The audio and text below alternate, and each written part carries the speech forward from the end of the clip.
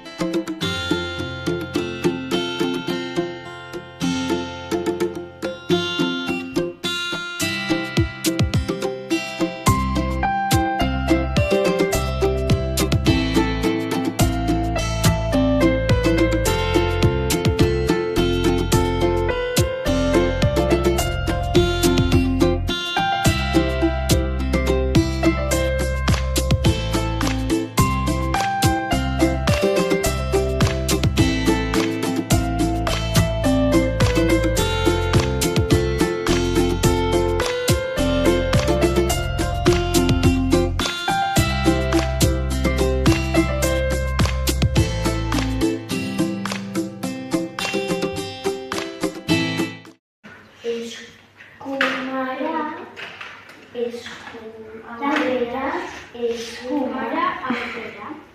Go. Eta go.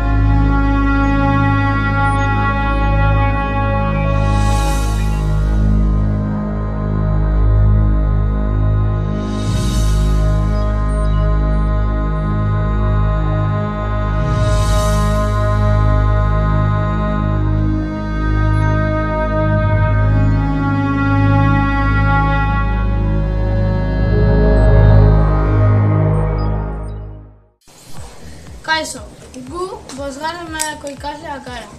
Eta gaur guk egin dugun proiektua azalduko dizuegu. Gu inglesean hasi ginen egiten proiektu bat Martekoa da. Orduan hemen egingo dugun feria bat egin dugu Marteko lurra. Egin dugu Marteko lurra, egin dugu maketa txiki batzuk eta horrek jartzeko.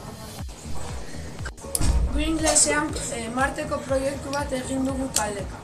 Eta proiektuari gelaz gela aurkezten egon gaur. Egiturak eta Marteri buruzko informazioak kontatu dira.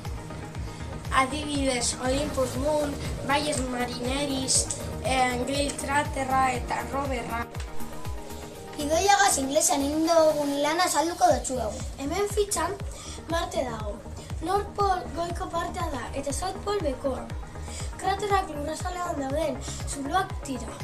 Eta Olympus Mons sumendirik handiena da sistema solarrean. Hau gure imaginaziozko Marte da. Hau basea 3D inprimagailuan egin dugu. Hau laborategi bat da eta besteak baseak. Hau erdikoa ere laborategi bat da eta besteak baseak. Eta hau plaka solar bat.